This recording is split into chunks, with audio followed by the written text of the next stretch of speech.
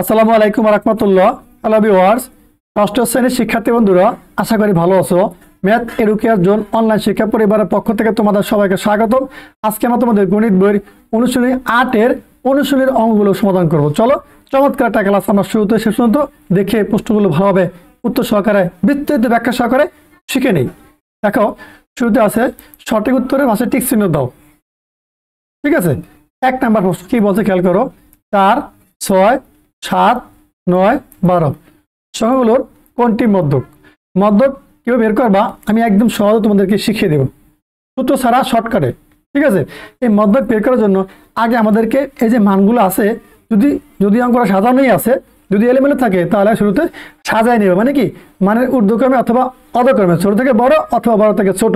দেখো, এটা কিন্তু এই যে বড় মানে কি, এটা কিন্তু ছোট থেকে বড় দিকে পর্যায়ক্রমে সাজানো আছে, এটা মানে ঊর্ধ্বক্রমে সাজানো আছে।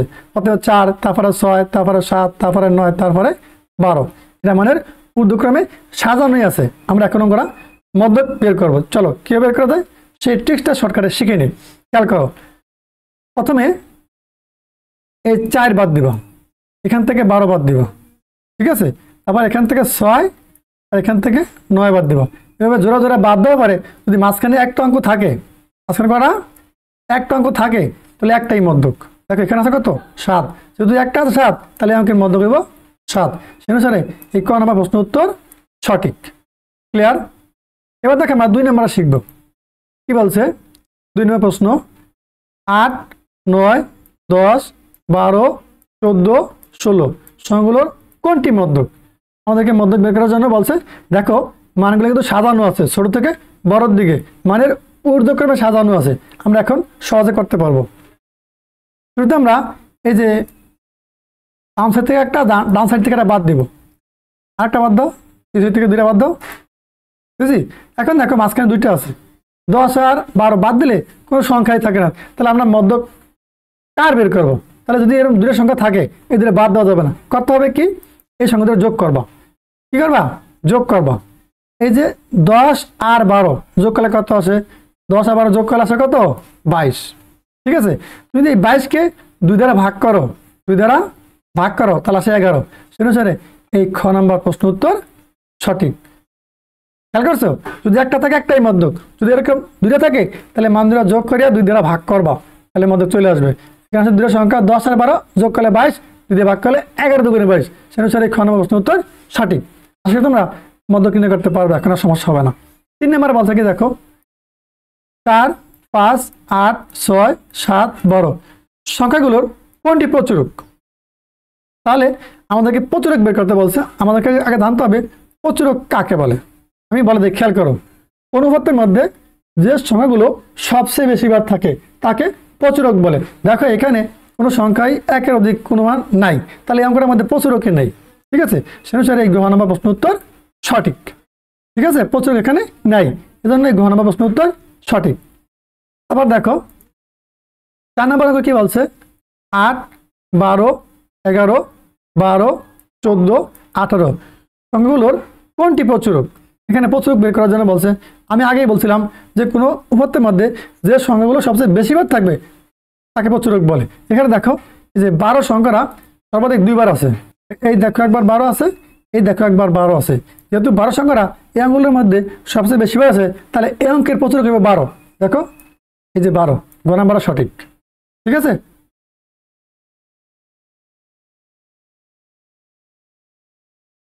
5 নম্বর প্রশ্ন, উপাত্তের সংখ্যা জোড় হলে মধ্যক নিচের কোনটি? চমৎকার প্রশ্ন, যে উপাত্তের সংখ্যা জোড় হলে মধ্যক নিচের কোনটি? প্রশ্ন তোমরা সরাসরি মুখস্থ করে নিবা, এটা অঙ্কের ভিতরে আছে, আলোচনা করেছি, সেখানেও পাবা। এই যে মধ্য পদ্মায়ের গড়, মাঝখানে পদ 2 যোগ করে 2 দ্বারা ভাগ। আমাদের 2 নম্বর এমসিকিউটা করেছিলাম, উপাত্তের সংখ্যা জোড় হলে মধ্যক নিচের কোনটি? এই ক নম্বর প্রশ্ন উত্তর সঠিক। উত্তর কি? মধ্য পদ্মায়ের গড়, মানে 2 সাইড থেকে বাদ দেওয়ার পরে মাঝখানে যেই 2টা পদ থাকে ওই 2টা যোগ করে 2 দ্বারা ভাগ। এই জন্য বলছে কি মধ্য পদ্মায়ের গড়, এটা মুখস্থ করে রাখবা। ঠিক আছে,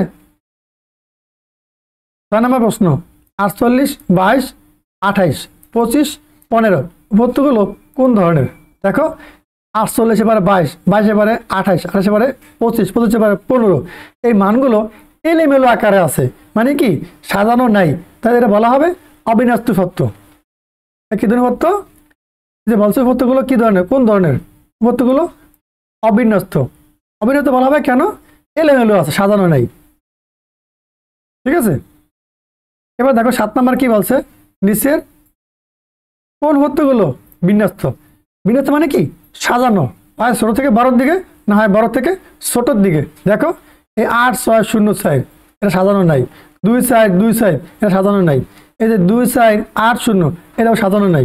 কারণ কি 2 4 8 সাজানো আছে, কিন্তু বাদে শেষে কি 0 দিচ্ছে, এটা সাজানো নাই। এখন দেখো ওই যে ঘ নাম্বারটা কিন্তু সাজানো। সাজানো মানে কি এটা মানে অধক্রমে সাজাইছে বড় থেকে ছোটর দিকে। 8, তারপরে 6, তারপরে 4, তারপরে 2। দেখো এটা বলা হবে বিন্যস্ত পত্র। কি পত্র? বিন্যস্ত পত্র কাকে বলে?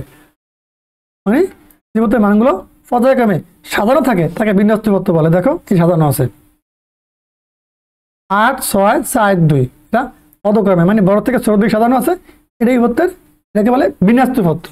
ঠিক আছে, এবার দেখো 8 নাম্বার কি বলছে, 6 12 22 22 26 30 36 পত্র সময়ের প্রচুরক 22। দেখো হ্যাঁ প্রচুরক 22। কি 22 হলো? এই যে 22 সংখ্যাটা সর্বাধিক 2 বার আছে, অন্য কোনো সংখ্যা 2 বার নাই, তাহলে এই অঙ্কের প্রচুরক 22, প্রবণ সংখ্যা 1 সঠিক। মধ্যক 22, মধ্যক বের করা কি হবে? দেখো মানগুলো কিন্তু সাজানো আছে, তাহলে তোমরা 200 থেকে বাদ দাও। এই 6 লাগে 36 বাদ দাও, এই 12 লাগে 30 বাদ দাও, 22 লাগে 26 বাদ দাও। দেখো মাঝখানে একটা সংখ্যা 22 আছে না, তাহলে যদি একটা থাকে তাহলে এটাই মধ্যক, তাহলে প্রবণ সংখ্যা 2ও সঠিক। ঠিক আছে, 3 নম্বর প্রশ্ন, গড় মধ্যক ও প্রচুরক পরস্পর সমান। বলছে আমরা প্রচুরকও 22 পেলাম, মধ্যকও 22 পেলাম, এখন আমাদেরকে দেখতে হবে গড়ও 22 হয় কিনা। হ্যাঁ গড়ও 22 হয়।